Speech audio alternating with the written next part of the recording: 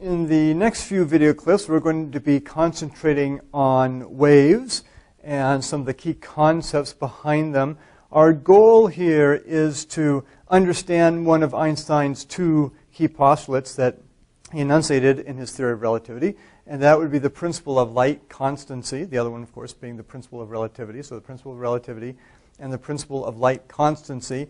To understand the principle of light constancy, we need to know a little bit more about light, and light, especially as it acts as a wave, and thus we need to go over a few of the concepts dealing with waves. So we'll say a few words about waves here in this video clip, and then a couple more after this one. I've listed some of the key terms we'll cover here, so you can write those down if you would like as we go along here. Many of them you've probably heard before, but you may not quite be sure exactly how, exactly what is a wavelength, what is frequency, and so on and so forth. These are terms we often use in everyday language, or semi-everyday language, I suppose.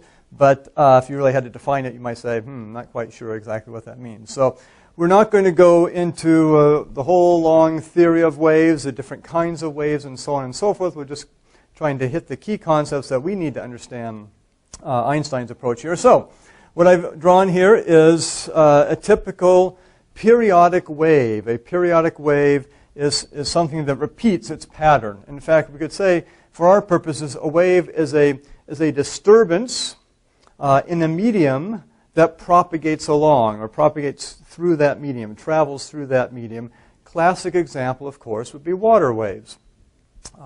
And we could imagine, for this situation here, let's say we had a tank or something like that, or pond, whatever you want to imagine. And the dotted line here represents the normal still water level, the water level when nothing is happening. And then maybe we put our hand in there or have some sort of device where we can start moving it up and down, creating the ripples, creating the waves that will then travel, propagate outwards from our source of disturbance. So that would be our wave source, just our hand moving up and down, creating these waves going out, and we will draw the situation such as this. Obviously, we really need to do it in 3 dimensions, and it get a little more complicated, and the waves might die out as we go along. But we're imagining an idealized situation here, as we often do in physics. And so this would be the peaks and troughs of the water wave as it propagates along. So here would be the still water level. It goes up, and then you have a trough, and up and down, and up and down, and up and down, and so on and so forth. So again, a couple key concepts here. There is a medium involved. Okay, in this case, the medium would be water. It could be something like, you can imagine waves traveling as vibrations through a steel rod or steel bar, something like that. We talk about sound waves, of course, a disturbance or a pattern traveling through the air or a type of gas. And really 2 terms that we won't need, but you may have heard about: transverse and longitudinal. Transverse waves are where the disturbance is up and down, transverse. So if this is water here, the water molecules actually are moving up and down, up and down, up and down. And so that's a transverse type of wave, where the wave motion is up and down vertically here. A longitudinal wave is where the medium, whatever the medium is composed of, in this case we'll do air, the motion is back and forth. For sound waves, actually, you have areas of higher density, where the air molecules group together more, and then areas of lower density. So this would be high density area, lower density, high density, lower density. But it's the movement of the medium, the air molecules in that case, are back and forth this way in the direction the wave is going. So it's longitudinal with the wave. And so there's certain concepts like that in terms of different types of waves, transverse, longitudinal, and so on and so forth. We won't actually need that, but you may think, water waves and sound waves, they are different. This is one of the ways they are different. Okay, so we're going to talk about essentially transverse waves, because light waves are transverse waves. So we'll learn about it a little bit later on, not in this video clip, but in a later video clip. But let's get some of these key concepts down. Again, a medium is involved. So in this case, we're going to imagine it's water. A periodic wave is something where the pattern or disturbance repeats itself. You have peak and trough, peak and trough, peak and trough. And again, we're just assuming that it doesn't die out or anything like that. It just continues on like that. So it's a periodic wave.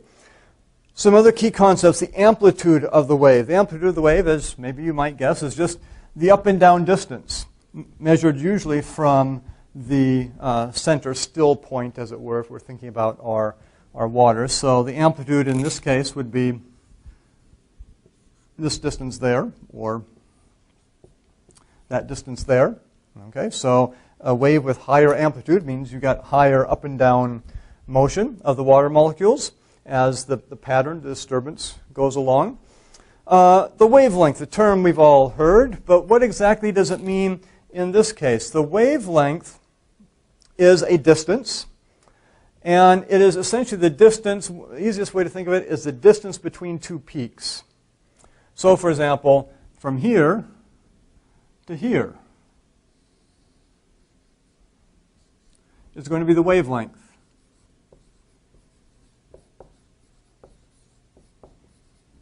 Wavelength. And a symbol, we won't really have to use these symbols too much, but if you've had a little physics before, you may remember a common symbol for wavelength is the Greek letter lambda, lowercase lambda there. So that's the wavelength.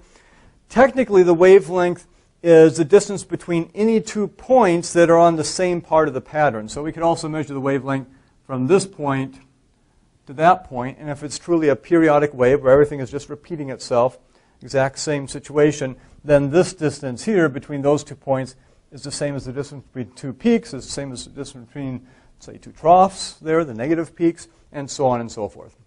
So that's the concept of a wavelength. So when we talk about a short wavelength wave, it means it's compressed more. You have more oscillations up and down within a certain length, say 1 meter or 1 foot or whatever you want to measure with. Okay, so a short wavelength means you have more of these up and down oscillations in a given length, because that means the actual distance between 2 peaks is going to be smaller then, if you can get more of the up and down oscillations in a certain distance. A long wavelength wave is going to be something where, just the opposite. It's going to be farther distance, longer distance between the 2 peaks or between the 2 points on the wave. So short wavelength, long wavelength. What about then the period? The period, now we're imagining here that, again, some of you who may have taken physics before know there's such things as standing waves. If you can get them going in your bathtub maybe, or on a string, waves on a string, where they just sort of look like they're stationary and not doing anything. And in this case, so we're going to assume our waves are traveling waves, so the disturbance is actually traveling along here. You can see the waves flowing through the water, as it were. And so the period then is as we're watching, let's just say this is our reference point right here. So here we are, standing right here, and we're watching the wave travel by us like that. And the period then, we have a little stopwatch, the period is going to be the time it takes from one peak until the next peak gets to us. Okay? So often measured in seconds, but any unit of time. So the period is going to be measured in seconds, or minutes, or hours, or years, or whatever you want, but often in seconds.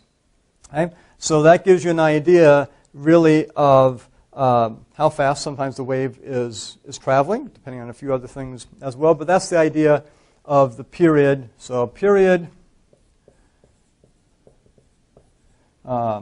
is measured in, we'll just say it's measured in seconds, really, or as I said, any unit of time.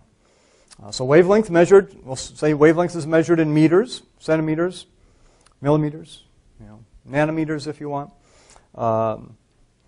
Period measured in seconds. Now, another concept is the frequency. Okay? The frequency, in fact, often the period, I said we use the Greek letter lambda for wavelength. Often the period we use just a capital T for, since it's measured in seconds. The frequency is, if you think about it, you think, oh, what's frequency? How frequent is something? Okay?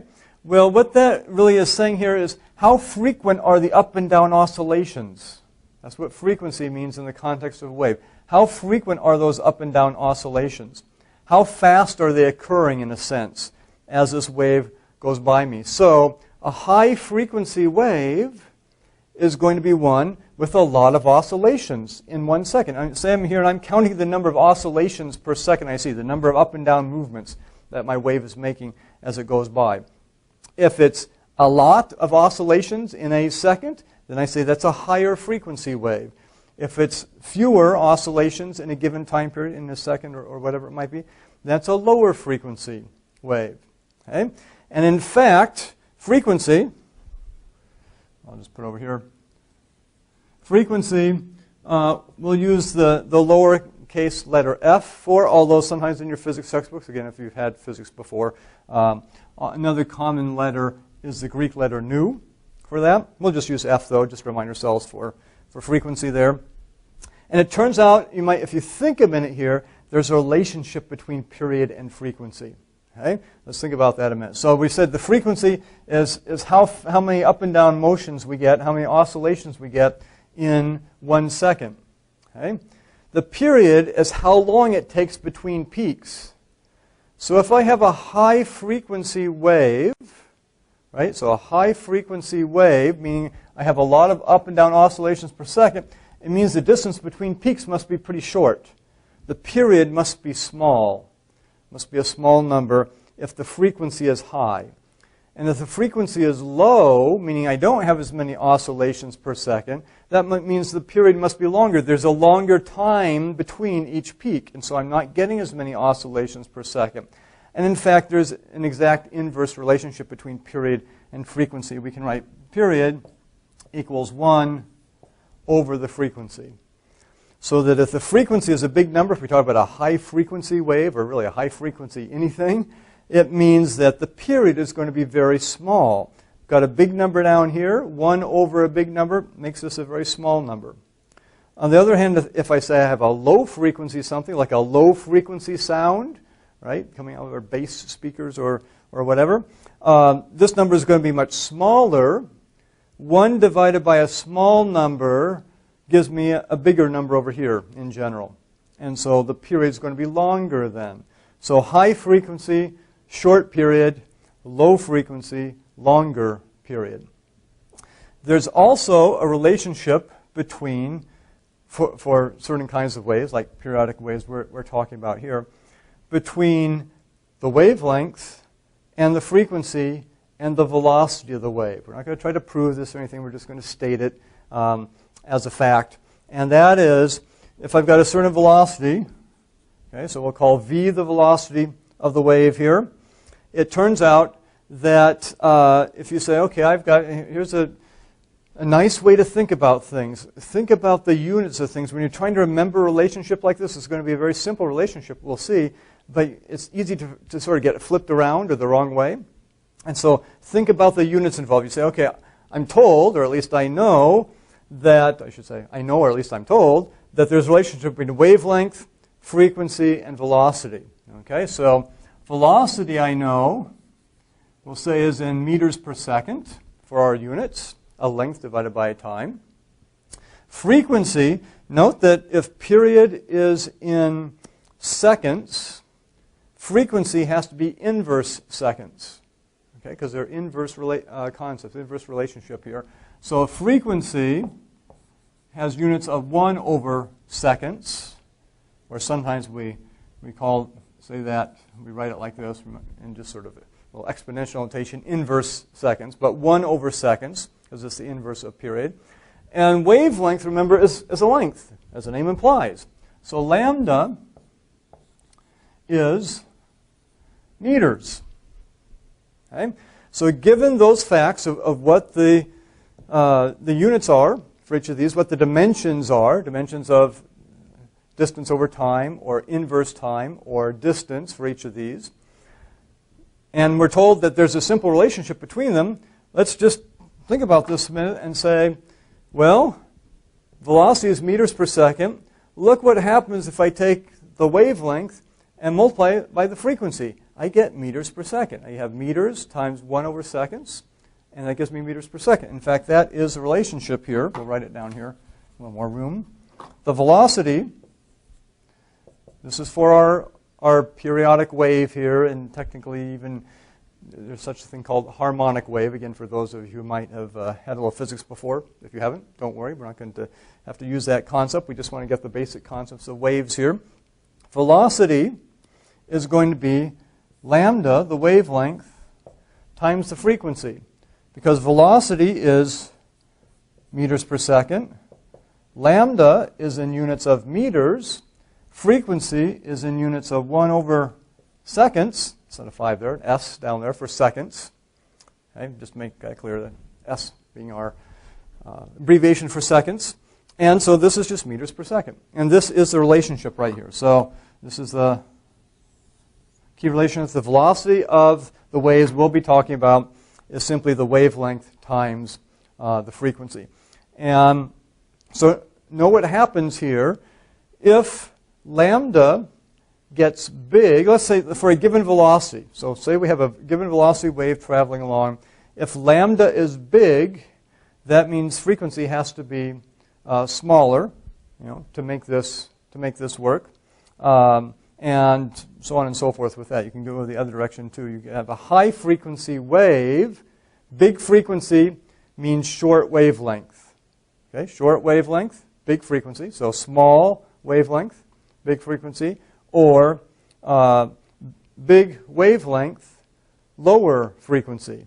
Let's use the terms right. So low frequency, big wavelength, short wavelength, high frequency. Okay?